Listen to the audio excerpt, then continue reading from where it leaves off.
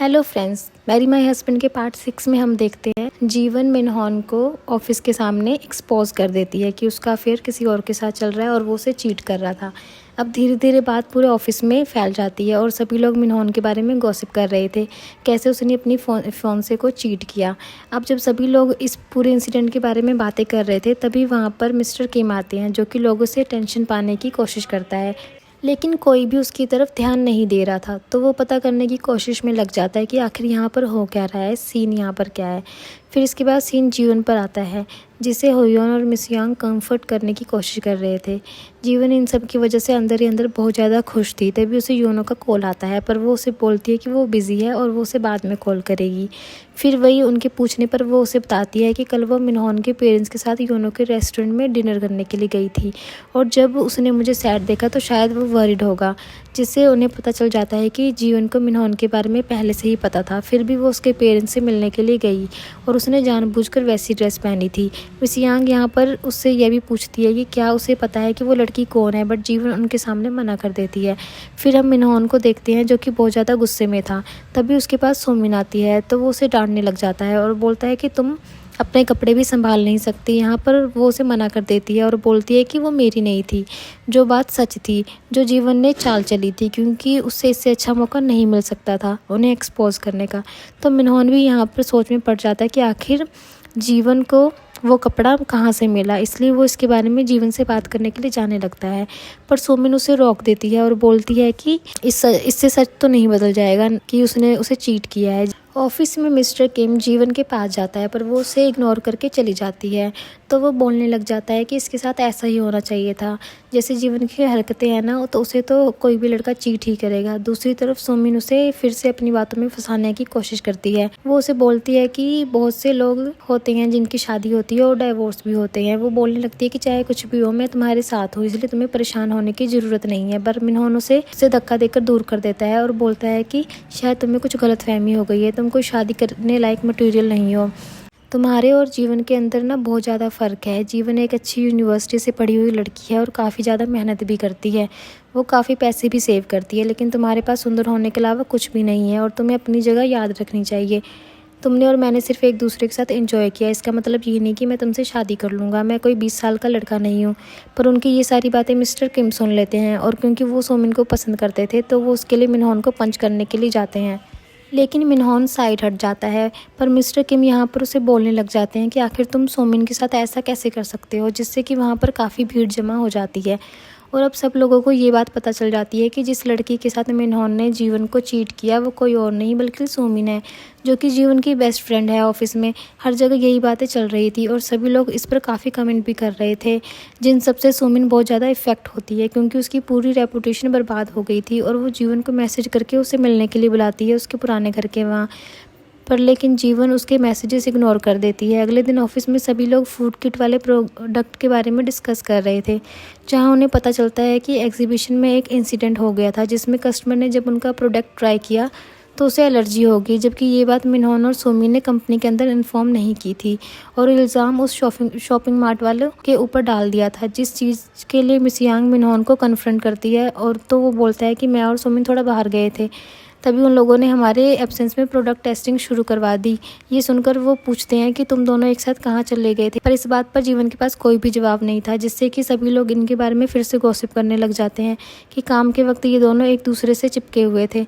सुमिन अब उठकर बोलती है कि जैसा वो लोग सोच रहे हैं वैसा कुछ भी नहीं है, लेकिन उनकी सच्चाई अब सभी के सामने आ चुकी थी और इतनी सारी गॉसिप से मिन्हॉन बहुत ज़्यादा परेशान था, इसलिए वो कंप्लेन कर देता है कि ये सारी गॉसिप की वजह से वो अपने काम पर बिल्कुल भी फोकस नहीं कर पा रहा। तो मिस्टर ली ग्रुप चैट में चीटर, मिन्हॉन और ये सारे वर्ड को ब्लॉक कर देते हैं ताकि कोई भी उनके बारे में ना लिख पाए। पर वो उसे समझाते हैं कि इन सब से प्रॉब्लम सॉल्व नहीं होगी और तुम्हारा जल्दी ट्रांसफ़र किया जाएगा, जो सुनकर वो एकदम हैरान हो जाता है। फिर बारी आती है सोमिन की, जहाँ पर मिस्टर ली उसे बोलते हैं कि आजकल जो कुछ भी ऑफिस में हो रहा है उसके बाद तुम्हें परमानेंट एम्प्लॉय नहीं बना पाएंगे और तुम्हारा कॉन्ट्रैक्ट भी ख़त्म होने वाला है आज, इसलिए आज तुम्हारे काम पर आखिरी दिन होगा। जिसका मतलब ये था कि उसे जॉब से रिज़ाइन करना होगा। ये जानकर वो बहुत ज़्यादा परेशान हो जाती है और उसे समझ नहीं आ रहा था कि वो क्या करे। वो रोते रोते जीवन को कॉल करती है, लेकिन वो उसका फ़ोन नहीं उठा रही थी। फिर वो ग्रुप में मैसेजेस करती है, जहाँ पर वो लोग अभी भी मिन्हॉन और उसके बारे में गॉसिप कर रहे थे और वो उनको ए और सी बोलकर बुला रहे थे, जो देखकर सुमन परेशान हो जाती है और एक अपोलॉजी लेटर लिखने लगती है।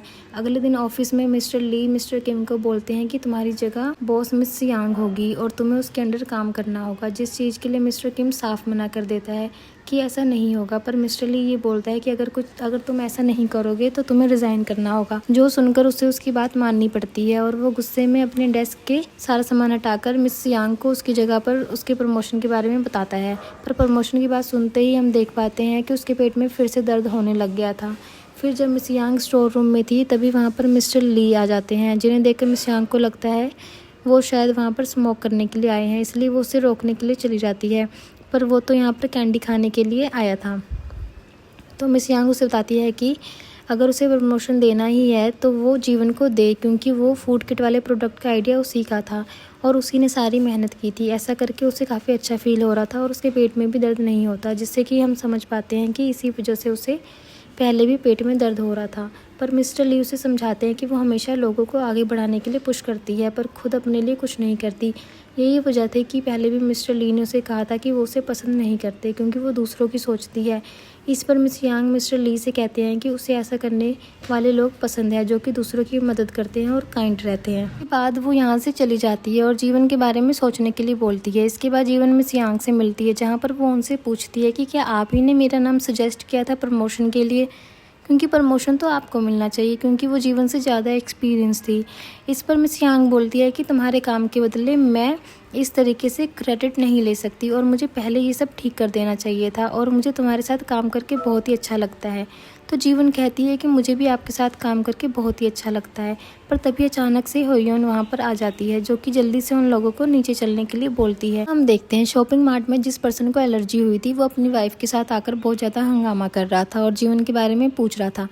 जैसे जीवन उनके सामने आकर बताती है कि मैं ही जीवन हूँ, तो वो लेडी जीवन को यहाँ पर एक जोरदार थप्पड़ मार देती है, जो देखकर मिस्टर किम बहुत ज़्यादा खुश थे। वो लेडी जीवन से बोलती है कि तुम्हें क्या लगता है कि हम लोग फ्री के खाने के लिए वहाँ पर आए थे? ये एलर्जी कोई जोक है? मेरे हस्बैंड मरते मरते बचे हैं यहाँ पर। फिर वो ऑनलाइन पोस्ट किया हुआ लेटर दिखाती है, जिसमें जीवन ने लिखा हुआ था कि जीवन ने जो उसके बॉयफ्रेंड और उसकी बेस्ट फ्रेंड की चीटिंग करने वाली बात कही है वो एकदम झूठ है। हालांकि उसका बॉयफ्रेंड उसकी फ्रेंड पर मरता था, पर उसकी फ्रेंड ने बिल्कुल भी रेवट नहीं किया और उसकी फ्रेंड काफ़ी प्रिटी भी थी, जिस बात से जीवन जेलस होने लगी और उसने सब जगह र्यूमर्स फैला दिए। और बात रही वो सुपरमार्केट वाले इंसिडेंट की, तो उसमें भी उस कस्टमर की गलती थी, जो कि फ्री का खाना खाने के लिए वहाँ पर आ गए। उन्होंने बिना इंग्रेडिएंट्स पढ़े उसे खा लिया, जिसकी वजह से उन्हें एलर्जी हो गई। इन सब में मेरी बेस्ट फ्रेंड एकदम इनोसेंट है, जो पढ़कर जीवन बोलती है कि ये हैंडराइटिंग तो मेरी है, पर ये मैंने नहीं लिखा है। हालांकि मैं किसी ऐसे को जानती हूँ जिसकी हैंडराइटिंग मेरी जैसी है। ये सुनकर सोमनी फटाफट से वहाँ से जाने लग जाती है, पर जीवन उसे चिल्लाकर रुकने के लिए बोलती है और उसके पास जाकर उसे बोलती है कि इस बार तो मैं इस तरीके से नहीं जाने दूंगी तुम्हें, और उसे खींचकर उस कपल के सामने पटक देती है।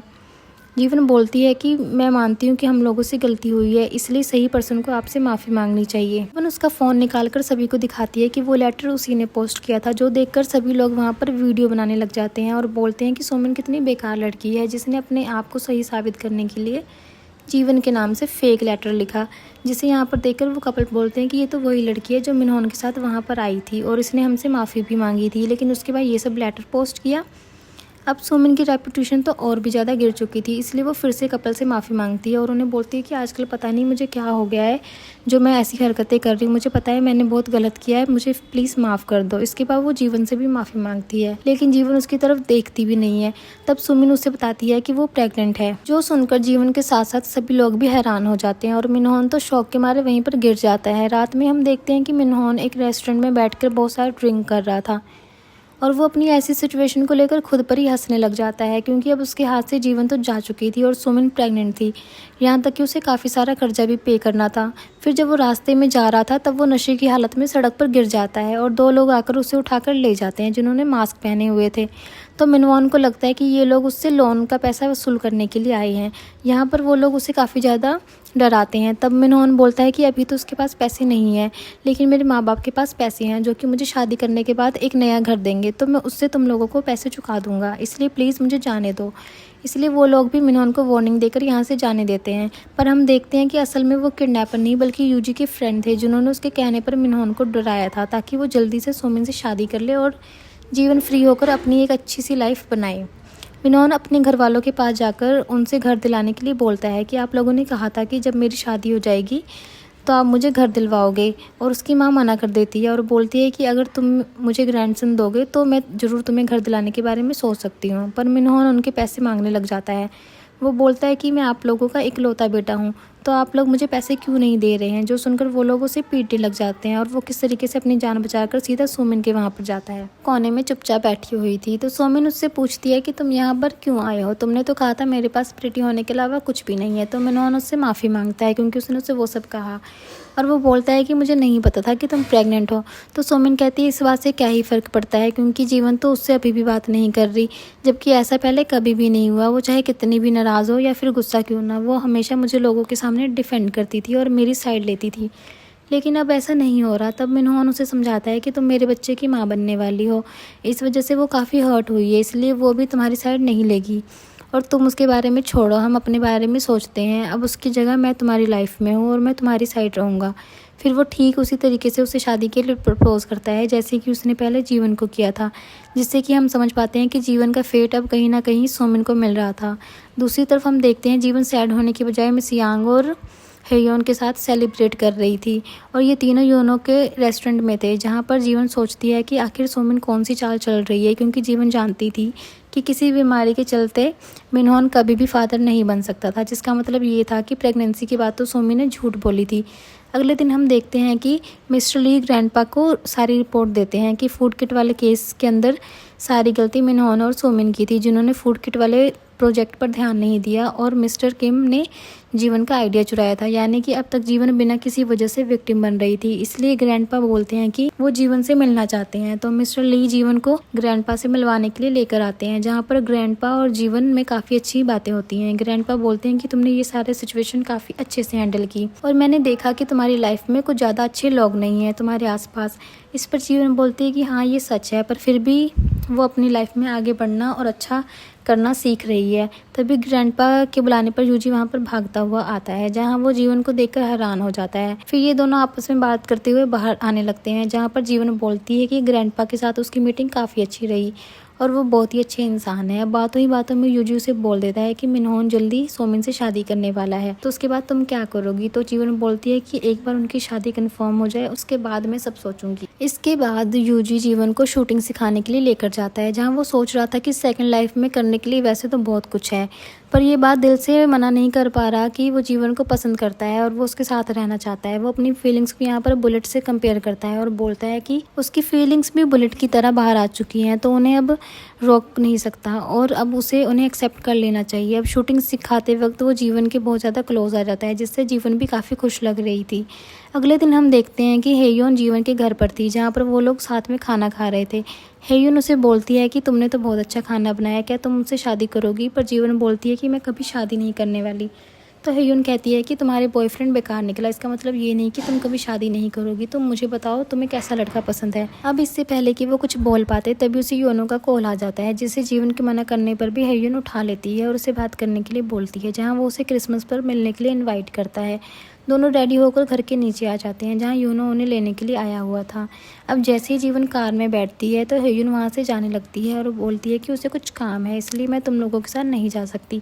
पर हम देखते हैं कि असल में हेयुन को कोई भी प्लान्स नहीं थे, उसने तो ये सब यूजी के कहने पर किया था ताकि जीवन यूनो के साथ थोड़ा सा टाइम स्पेंड करके खुश हो सके। लेकिन ये सब करके वो सैड फील कर रहा था और आइसक्रीम का पूरा बकेट लेकर उसमें खाने लग जाता है। जिसे ऐसा करते हुए देखकर हेयुन बोलती है कि तुम्हें हुआ क्या है, तुमने तो मुझे उन्हें डेट पर भेजने के लिए कहा था, फिर अब ऐसा क्यों बिहेव कर रहे हो, और मुझे भी आइसक्रीम खानी है। तो वो गुस्से में आइसक्रीम के बकेट को हाफ तोड़कर हेयुन को खाने के लिए दे देता है, जिसे ऐसे देखकर वो भी हैरान हो जाती है। इधर हम जीवन को देखते हैं जो कि योनो के साथ काफ़ी एंजॉय कर रही थी, पर जब वहाँ पर वो एक कपल को देखती है तो उसमें खुद को अपने साथ यूजी को इमेजिन करने लग जाती है और सोचती है कि क्या उन दोनों की शादी होने के बाद वो भी ऐसे खुश रह पाएगी। फिर जब यूनो शाम को उसे घर छोड़ने के लिए आता है तो जीवन उसे साफ साफ बोल देती है कि वो उसका अच्छा दोस्त है और वो भी हमेशा उसकी अच्छी दोस्त बनकर रहेगी, जिससे यूनो भी समझ जाता है कि जीवन उसे सिर्फ एक फ्रेंड की तरह देखती है। तो वो उसके साथ स्माइल करके वहाँ से चला जाता है। जीवन अब जैसे अंदर जाती है तो यूजी एकदम से ज़ोर से छींक मारता है, जिसे वहाँ पर देखकर जीवन पूछती है कि तुम यहाँ पर क्या कर रहे हो। तो बोलता है कुछ नहीं, मैं तो सिर्फ हवा खाने के लिए आया था। फिर जीवन उसे बोलती है कि मुझे तुमसे कुछ बात करनी है। तो यूजी उसे अपने घर पर लेकर जाता है, जहाँ पर उसने अपने जीवन के लिए काफ़ी अच्छे से क्रिसमस की डेकोरेशन की हुई थी, जो देखकर जीवन काफ़ी ज़्यादा खुश हो जाती है। वो उसे बताती है कि आज मैं यूनो के साथ डेट पर गई थी क्योंकि वो मुझे काफ़ी ज़्यादा पसंद करता है। यूजी कहता है कि वो बहुत ही अच्छा लड़का है, पर तुमने उसे मना क्यों कर, क्योंकि मैंने तुम्हारी सारी बातें वहाँ पर खड़े होकर सुन ली थी। इस पर जीवन बताती है कि मैं उसके साथ होकर भी सिर्फ तुम्हारे बारे में सोच रही थी। फिर वो उसे बोलती है कि आज पहली बार मैं तुमसे अपनी फीलिंग्स के बारे में ऑनेस्ट रहना चाहती हूँ, और उसे अपने दिल की सारी बातें कह देती है कि कैसे वो दोनों एक दूसरे के बारे में अच्छे से जान सकते हैं। जीवन ये बोलकर उसे किस करने लग जाती है, पर यूजी उसे रोककर वापस से किस करता है, क्योंकि जीवन के कन्फेस करने के बाद वो भी अपनी फीलिंग्स को नहीं रोकना चाहता था। पर तभी यूजी को अपने एक्सीडेंट के बारे में याद आता है, इसलिए जीवन को खुद से दूर कर देता है और बोलता है कि वो उसके लिए सही इंसान नहीं है, वो उसे स्टेबल देखना चाहता है, अगर वो उसके साथ रहेगी तो रिग्रेट करेगी। ये बोलकर वो उसे अपने घर से बाहर निकाल कर दरवाज़ा बंद कर देता है, जो देखकर जीवन को भी कुछ समझ नहीं आता कि यूजी ने क्यों ऐसा रिएक्ट किया, इसलिए वो भी चली जाती है।